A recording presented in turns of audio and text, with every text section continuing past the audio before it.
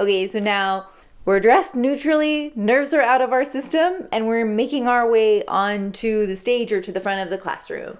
And what you want to do is walk purposefully to a point, choose it, stay there. Doesn't matter where, up to you. If you want to use the podium, go for it. If you don't want to use the podium, that's totally fine. What I see a lot when people are on stage or in front of a crowd is all of a sudden this, am I allowed to be standing here? Am I allowed to have my water? Is it okay if I get something from my purse? And then there's this self-consciousness that arises just because all eyes are on you. And that's really understandable.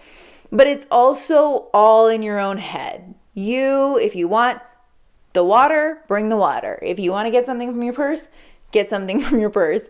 If you want to stand not behind the podium, stand not behind the podium. It's your presentation, it's your decision.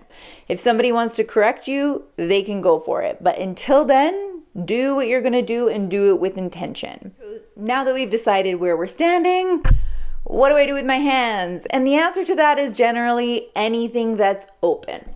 And so if we're in a closed position, which is usually this, or hands in the pocket, anything where the distance between our ears and our shoulders are getting smaller, or we are seeming more tensed or closed off, is going to create discomfort for the audience. I look a lot less comfortable with my ears closer to my shoulders or my arms crossed when I'm speaking to you. It also impacts like the tone of my voice unintentionally. It impacts how I'm feeling inside unintentionally.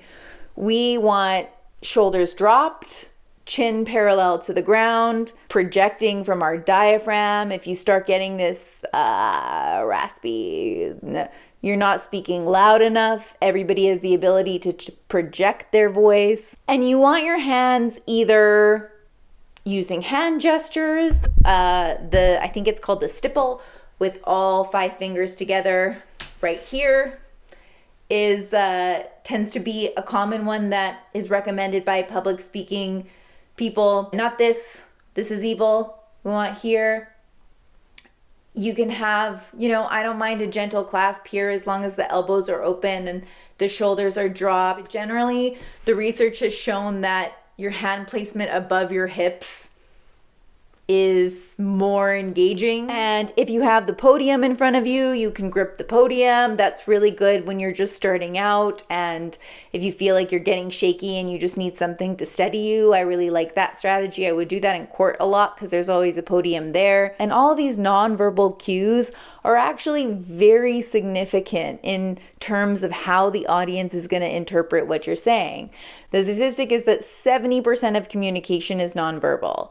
If I say something to you and my body is saying something else, you're going to take my body language over the content of what I'm saying. And so for that reason, it's really important when you're practicing your speech to be practicing the body language that goes along with it, to get used to using your hands to make a point, to videotape yourself, experiment with hand gestures, experiment what you look like with the stipple, whatever it is. It's not just gonna happen by accident when you get to the stage or to the front of the classroom. These are postures and muscle memory, just like anything else that you need to practice so that it happens when you get up there.